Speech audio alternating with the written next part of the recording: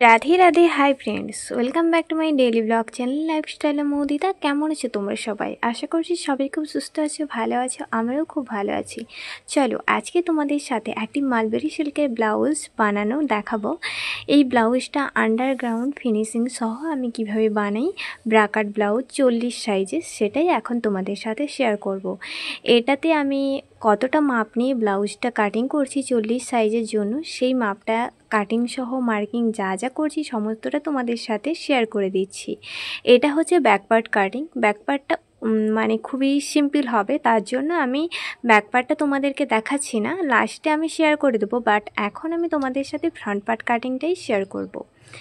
আর এখানে এই যে হাতের কাটিংটা করে নিচ্ছি, তো গ্লাস হাতা হবে, বাট লাস্টে তোমরা যখন ব্লাউজের পুরো ফাইনাল লুকটা দেখতে পাবে তখন সেটা দেখবে শর্ট হাতা। তার জন্য তোমরা হয়তো অনেকেই কোশ্চেন করবে যে কী ব্যাপার, তুমি তো গ্লাস হাতার জন্য মাপ নিয়ে কাটিং করলে, বাট হাতাটা শর্ট হয়ে গেল কি করে? আসলে আমি আগে কাটিং করে রেখেছিলাম মেন ফেব্রিকটা কাটার আগেই, তো সেখানে বুঝতে পারিনি কাপড়টা একটু কম পড়েছে, তার জন্য আমি শর্ট হাতা করে দিয়েছি।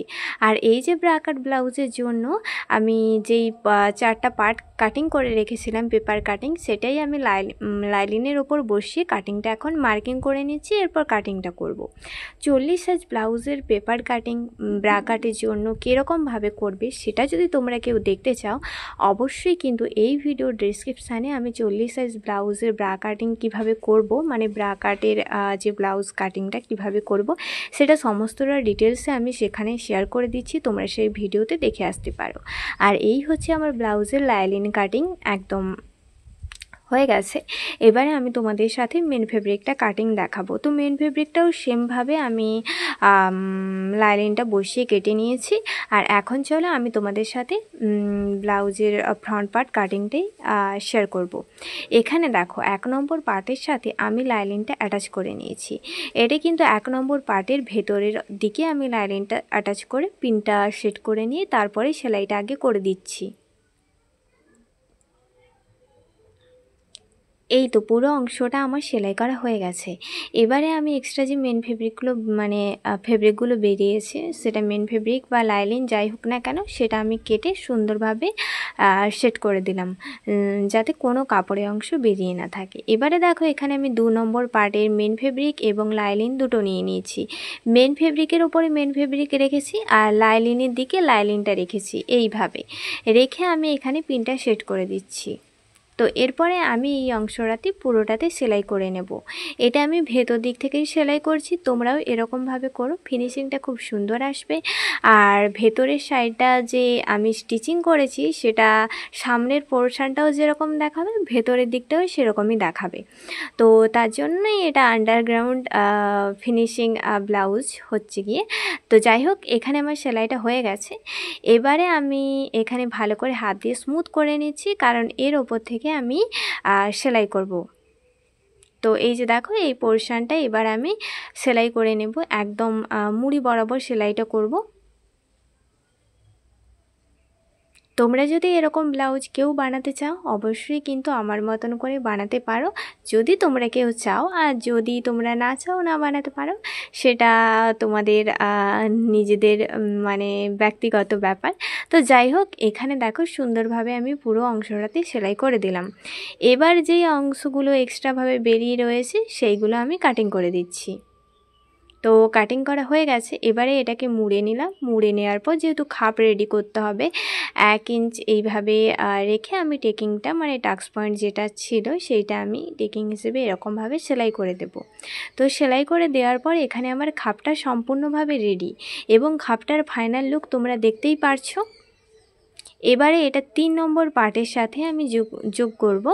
তো দেখো 3 নম্বর পার্টটা কিভাবে আমি যোগ করি। এই যে ব্লাউজের খাপটা উল্টে রেখে দিলাম, যেই সাইডে লাইলিন রয়েছে সেই সাইডে লাইলিন রাখবো, যেই সাইডে মেন ফেব্রিক রয়েছে সেই সাইডে মেন ফেব্রিক রাখবো। আমার এরকমভাবে করতে অসুবিধা হবে বলে আমি একটা একটা পার্ট করছি। দেখো আগে আমি মেন ফেব্রিকটা বসিয়ে দিয়ে মেন ফেব্রিকটাকে সেলাই করে নিয়েছি। এবারে আমি ভেতরের দিকে লাইলিনটা বসাবো, লাইলিনটা বসিয়ে লাইলিনটা সেলাই সেলাই করে দেবো আর কি। কারণ কি আমার এই মেশিনে করতে একটু অসুবিধা হবে, যেহেতু মালবেরি সিল্ক রয়েছে, তার জন্য কাপড়টা যদি এলোমেলো হয়ে যায়, সেই জন্যই কিন্তু আমি এইভাবে সেলাইটা করে নিচ্ছি। তোমরা চাইলে দুটো পার্ট একসাথে সেট করে সেলাই করে নিতে পারো। আমার যেটা সুবিধা হবে আমি সেই মতনই করেছি। এবার তোমাদের সুবিধা অনুযায়ী তোমরা করতে পারো। এবারে দেখো আমি মেন ফেব্রিকটা সামনের দিকে করে নিয়েছি এবং লাইলিনটা তো ভেতরের দিকে চলেই গেছে। এবারে দেখো এইখানে আমি একদম ধার বরাবর সেলাইটা করে নিচ্ছি। এটা একদম মুড়ি বরাবরই করছি। এটা হচ্ছে মেন ফেব্রিকের উপর থেকে আমি সেলাইটা করে নিলাম।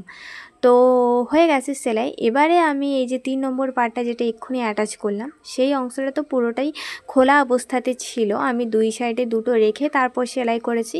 তার জন্য চারপাশটা আমি ভালো করে সেলাই করে নিচ্ছি। এই যেমন গলার সাইড থেকে, শোল্ডার থেকে, আর্মহোল থেকে সাইড এবং নিচের পোর্শনটা পুরোটাই সুন্দরভাবে সেলাই করে নিলাম। এই যে আমার সেলাই করা হয়ে গেছে। এবারে এখানে যে এক্সট্রা অংশগুলো রয়েছে সেগুলো আমি কাটিং করে দিলাম। তো এবারে আমি এখানে 4 নম্বর পার্টটা জয়েন্ট করব। এই হচ্ছে এটার ফাইনাল লুক। এবার 4 নম্বর পার্ট অর্থাৎ বেল্টের পার্ট জয়েন্ট করার আগে আমি ওটা সোজা লাইন করে সেলাই করে নিয়েছি এবং এক্সট্রা অংশগুলো কাটিং করে দিলাম। তো চলো এবারে আমি তোমাদের সাথে এই যে বেল্ট পার্ট অর্থাৎ 4 নম্বর পার্টটা কিভাবে স্টিচিং করি সেটা শেয়ার করব। এখানে দেখো মেন ফেব্রিকের ওপরে মেন ফেব্রিকটা এইভাবে রেখেছি আর লাইলিনটা তো নিচের দিকে রয়েছে। এটা এইভাবে আমি সেলাইটা করব, যেইভাবে সেলাই করব সেইভাবেই কিন্তু আমি এখানে সেটটা করে নিয়েছি। আর পিনটা দিয়ে আমি সেট করে নিয়েছি, যেহেতু মালবেরি সিল্কের ব্লাউজ তো, যাতে কাপড় সরে না যায় বা এঁকে বেঁকে না যায়, তার কারণে আমি পিনটা সেট করে নিলাম। তো এইভাবে আমি 1/2 ইঞ্চ বাদ দিয়ে সুন্দরভাবে সেলাইটা করে নিচ্ছি। তো সেলাই করা হয়ে গেছে। আবারও আমি এর ওপর থেকে আরও একবার ডবল সেলাই করে দেব। তো এভাবে সেলাই করে নিয়েছি এবং মুড়ি বরাবর নিচের দিকে আরও একটা সেলাই আমি করে দিয়েছি, একদম মুড়ি বরাবর, যাতে সুতোগুলো না বেরিয়ে আসে। তো এটা তো যেহেতু ভেতরের দিকে থাকবে, তোমরা নিচের দিকে নাও সেলাই করতে পারো। তো এরপরে দেখো এটা আমি উপর দিক থেকে চাপ সেলাই দিয়ে দিচ্ছি। এটা হচ্ছে মেন ফেব্রিকের উপরে অর্থাৎ ব্লাউজের সামনের অংশ থেকে আমি কিন্তু চাপ সেলাইটা করে দিচ্ছি। তো চাপ সেলাইটা করে দিয়ে পুরো চারধারটা আমি ভালো করে সেলাই করে দিচ্ছি। আর এই যে এই ব্লাউজ সেলাই করতে গেলেই অতিরিক্ত পরিমাণে সুতো খুলে যায়, তার জন্যই আর কি। তো সাবধানে এই ব্লাউজটা করতে হবে। তো এরপর পুরো সাইডটা যেহেতু খোলা ছিল, তার জন্য আমি চারপাশটা সেলাই করে নিলাম। তো চারপাশটা সেলাই করা অলরেডি হয়ে গেছে। এক্সট্রা অংশগুলো এবার কাটিং করে দিলাম।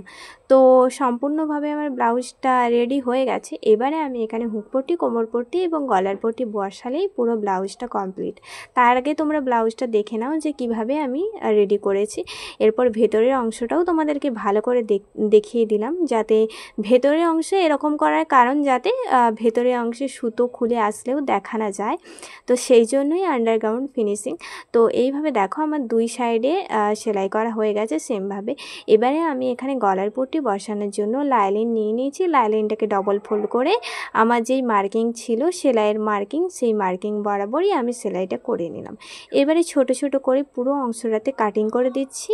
কাটিং করে দেওয়ার পরে লাইলিনটাকে আমার ডান সাইডের দিকে ঘুরিয়ে তার উপর থেকে চাপ সেলাই করে দিলাম। এবারে এটা ভেতরের দিকে করে এর উপর থেকে আরও একটা সেলাই করে দিলেই আমার গলার পট্টি বসানো একদম কমপ্লিট। তো গলার পট্টি বসানোর কাজ হয়ে গেছে।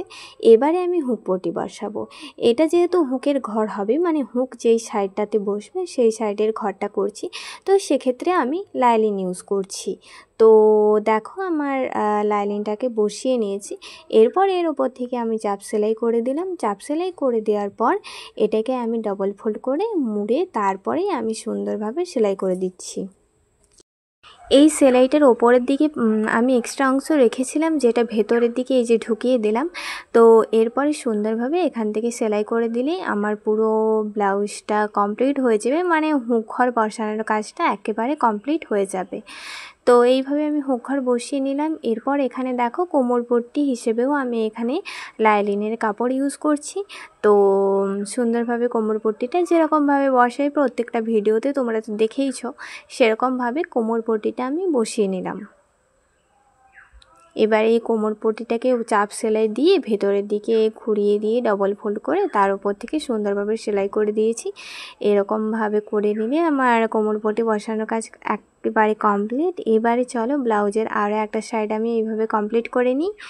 তো এই যে পুরো অংশটা আমার কমপ্লিট হয়ে গেছে। এবারে আমি তোমাদেরকে সুন্দরভাবে ভালো করে ভেতরের ফিনিশিংটা কীরকমভাবে করেছি, বাইরের দিকটা সমস্তটা ভালো করে দেখিয়ে দিচ্ছি। তো এই যে দেখো দুই সাইডটাই আমি ভালো করে দেখিয়ে দিচ্ছি। তো পুরো ফ্রন্ট পোর্শনটা তোমাদেরকে তো দেখিয়েই দিলাম কীরকমভাবে করেছি। এবারে আমি ভেতরের দিকটা দেখাই চলো। এই যে হচ্ছে ভেতরের দিকটা, তোমরা দেখতেই পাচ্ছ আশা করি ভালো করে। কোথাও থেকে সুতো বেরোবে না, কোনো সুতো বেরোনোর কোনো অংশই নেই। তো সেরকমভাবে করেছি। তো যাই হোক, তোমাদের ব্লাউজটা কেমন লাগলো জানিও। তোমরা চাইলে অবশ্যই কিন্তু এটা ট্রাই করতে পারো। এবার আমি ব্লাউজের ফুল অ্যান্ড ফাইনাল লুকটা তোমাদের সাথে শেয়ার করে দিচ্ছি। এই হচ্ছে আমার পুরো ব্লাউজটার লুক। আর এই যে ভেতরের অংশটা, এবার বাইরের অংশটা, এই সামনের অংশটা ভালো করে দেখিয়ে দিচ্ছি। দেখো, তোমাদেরকে বলেছিলাম হাতাটা শর্ট করেছি মানে কাপড়ের অভাবে, তো সেই শর্ট সাইডটা তোমরা দেখতেই পাচ্ছ। আর এই হচ্ছে ব্লাউজের ফ্রন্ট পার্ট, যেটা আমি এইভাবে করেছি আর হুক বসিয়েও নিয়েছি। একদম পুরোপুরি কমপ্লিট হয়ে যেতেই আমি তোমাদের সাথে ভালো করে শেয়ার করে দিচ্ছি। আর ব্যাক পার্টটাও দেখাবো। ব্যাক পার্টটা একদম সিম্পল রাউন্ড নেকের ওপর ছিল। আর লটকানটা আমি এইভাবে করেছি। তো রাউন্ড নেকের ওপরে অনেক ব্যাক পার্ট তোমাদের সাথে শেয়ার করেছি, তার জন্য আর এই ভিডিওতে করলাম না। তো কিছু ডিফারেন্স লুক থাকলে অবশ্যই আমি তোমাদের সাথে সেটা শেয়ার করব। এর পরপর আরও অনেক ব্লাউজের ডিজাইন রয়েছে যেগুলো আমি তোমাদেরকে পরপর শেয়ার করব। তো অবশ্যই তার জন্য আমাদের চ্যানেলটা সাবস্ক্রাইব করে আমাদের চ্যানেলের পাশে তোমাদেরকে থাকতে হবে। নাহলে অনেক ডিজাইনের ব্লাউজ রয়েছে যেগুলো আমি শেয়ার করব তোমাদের সাথে, তোমরা হয়তো কেউ কেউ দেখতে পাবে না সাবস্ক্রাইব না করলে। তো অবশ্যই আমাদের চ্যানেলটা সাবস্ক্রাইব করে রাখো এবং আমাদের পাশে থেকো।